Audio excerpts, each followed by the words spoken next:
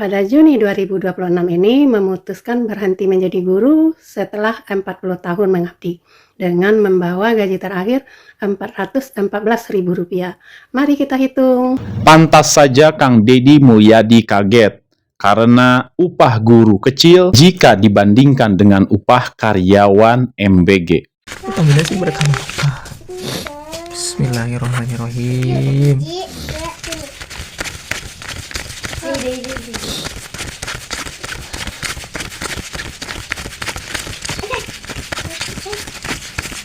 Alhamdulillah. Dan inilah respon Kang Deddy Mulyadi terkait upah para guru. Jadi sebenarnya kalau ngomong gaji guru tuh kekecilan dibanding dengan tugas. Bismillahirrahmanirrahim. Assalamualaikum warahmatullahi ta'ala wabarakatuh. Sampurasun. Baraya, bagaimana kabarnya? Semoga Baraya selalu dalam keadaan sehat walafiat dan diberikan rizki yang melimpah oleh Allah subhanahu wa ta'ala. Amin, amin ya Allah, ya Rabbal alamin. Gaji guru honorer di Indonesia berkisar antara 300.000 sampai dengan 2.500.000 rupiah per bulan. Artinya, jika ada upah di atas 300 berarti itu sudah memenuhi standar ya upah tersebut berdasarkan informasi yang didapat. Namun di beberapa daerah terpencil bisa kurang dari 300.000 atau hanya dihitung Rp4.000 sampai dengan Rp5.000 per jam.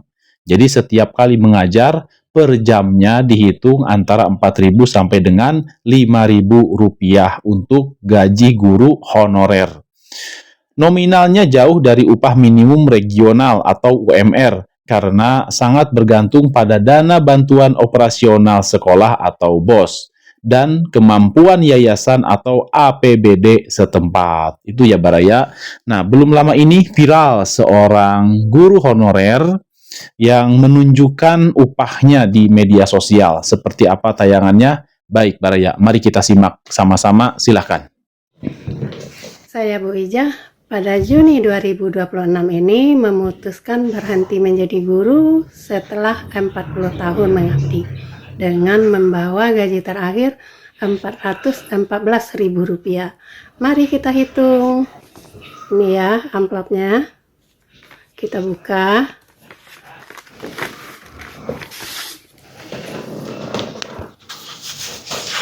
Satu, dua, tiga, empat, 10.000, 2.002.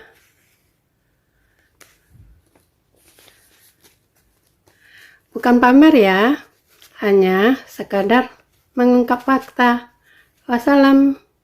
Semoga saja Ibu Ijah diberikan kesehatan selalu oleh Allah Subhanahu wa Ta'ala. Dan jika melihat tadi upah yang ditunjukkan oleh Ibu Ijah, jika dibandingkan dengan upah yang didapat oleh karyawan MBG, tentu saja ini jomplang. Bedanya jauh banget. Baik, kita simak sama-sama. Silakan.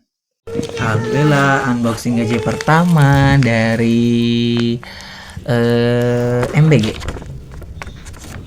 Di sini ada kwitansi spill gaji Abi Nuraihan cuci tray, dan ini uangnya. Bismillahirrahmanirrahim. Mudah-mudahan berkah, barokah, ini sehat kepayuna. Kombinasi berkah barokah. Bismillahirrahmanirrahim.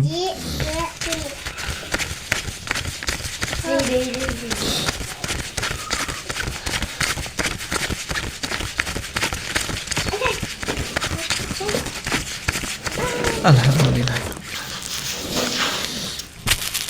Alhamdulillah. Bapak Prabowo, izin Pak, itu tadi upah daripada guru honorer dan juga upah daripada karyawan MBG. Baik Baraya, sekarang kita akan menyimak pula bagaimana pendapat Kang Deddy Mulyadi terkait dengan upah para guru. Kita simak sama-sama, silahkan. Saya suka memperhatikan, jadi guru tuh capek ya, ngajarin anak, jabat udah cicing. Nih yang tuh kan operaktif. bikin tulisan gini saja perlu waktu dan kesabaran. Jadi sebenarnya kalau ngomong, gaji guru tuh kekecilan dibanding dengan tugas.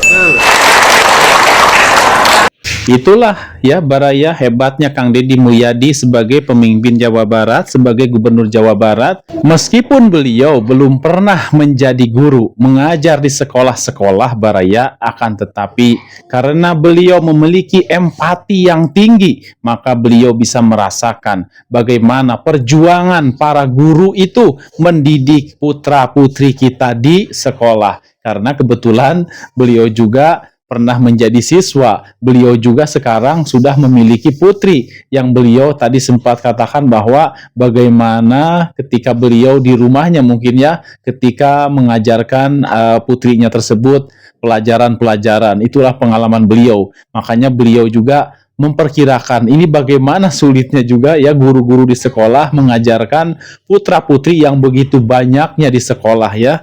Maka dari itu haruslah diseimbangkan mungkin upah-upah guru tersebut agar lebih bisa fokus lagi dalam mengajar, karena jangan sampai ketika para guru itu mengajar berbenturan dengan kebutuhan sehari-hari. Baik, kita lanjutkan Baraya, silakan. Pak Wakil Gubernur yang saya hormati, seluruh pejabat pemerintah Provinsi Jawa Barat, pimpinan KTVN, Bapak dan Ibu para kepala sekolah, SMA, SMK, dan SLB. Saya ini gayanya rileks, tidak pernah terlalu kaku. Tapi saya ini detil.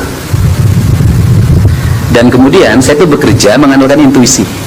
Jadi misalnya kasus sidak panjang, ternyata ada masalah ini, masalah ini, masalah ini, masalah ini, yang itu masalahnya sangat luar biasa. Jadi, tetapi di balik itu juga jangan saya dianggap tidak rapih. Saya ini rapih. Jadi di balik yang saya rileks, santai, tidak terlalu formal, saya itu rapih, detil. Jadi kalau masuk ke gedung sate itu, mata saya tuh lihat, oh di pintu, kenapa pintu itu dibuka, kemudian ada pegawai duduk di luar pintu jendela, ada kursi sambil merokok. Gedung yang bagus diisi yang pegawai yang tidak ngerti estetika. Begitu masuk koridor yang harusnya indah, tiba-tiba orang numpuk bagian snack. Bagi saya itu nggak boleh. Kenapa? Karena kekakuan itu seringkali melahirkan keteledoran. Maka statement saya pertama adalah diharapkan para sekolah-sekolah ini adalah jaraknya tidak boleh jauh dari rumah. Untuk mengirit biaya transportasi, kedekatan emosional, dan berbagai problem. Betul kan? Gitu loh. Itu statement saya. Dan setiap saya yang ke depan, saya tidak akan kasihin gini. Enggak, pasti saya tanya, Anda siapa? Di mana? Ditempatkan di mana? Nah, dari tiga tadi tidak ada satupun yang sesuai dengan domisili. Nah, kalau ini tidak sesuai dengan domisili, mohon SK-nya boleh diberikan, tapi boleh dong direvisi dan dikembalikan. Kalau tidak sesuai, jadi nggak apa-apa, ibu jalanin dulu, nggak ada masalah kan? Kalau memang itu salah dan harus diperbaiki, ya kita perbaiki. Nggak boleh. Nanti coba, kalau saya sih, ini coba tolong BKD dan Dinas Pendidikannya bicara lagi, kemudian cek. Jangan hanya sekedar menerima rekomendasi dari UPTD. Karena apa? Belum tentu UPTD ini objektif. Belum tentu objektif. Nah, makanya pola saya itu tidak pernah menerima pola pelaporan. Pola saya itu pasti adalah tiba-tiba masuk ke sekolah. Karena kalau menerima laporan bagus terus. Pola Kang Deddy Mulyadi itu yang tidak hanya menerima laporan, akan tetapi juga beliau langsung meninjau lokasi. Ya, itu sangat bagus sekali. Kenapa Baraya? Karena seperti yang Kang Deddy Mulyadi bilang, kalau hanya sekedar menerima laporan, cenderung akan mendapatkan laporan yang bagus-bagusnya aja. Yang buruk-buruknya mereka simpan. Tapi jika terjun langsung ke lokasi, Kang Deddy Mulyadi bisa melihat langsung situasi dan kondisi di sana. Dan semoga saja dengan menjadi Gubernur Jawa Barat ini, Kang Deddy Mulyadi juga membawa perubahan yang baik untuk para guru di Jawa Barat ini. Jadi jangan sampai ke depannya nggak ada lagi orang yang mau menjadi guru karena melihat upahnya yang kecil. Minat anak muda menjadi guru anjlok drastis, hanya 11% yang tertarik. Ya lu pikirlah kocak, ngapain kita sekolah tinggi-tinggi kalau hanya jadi guru yang digaji kecil? Mending jualan seblak. Makanya gaji guru naikin yang tinggi, biar minat anak muda semakin banyak. SDM Indonesia semakin banyak. Dengan begitu, Indonesia bisa menjadi negara maju.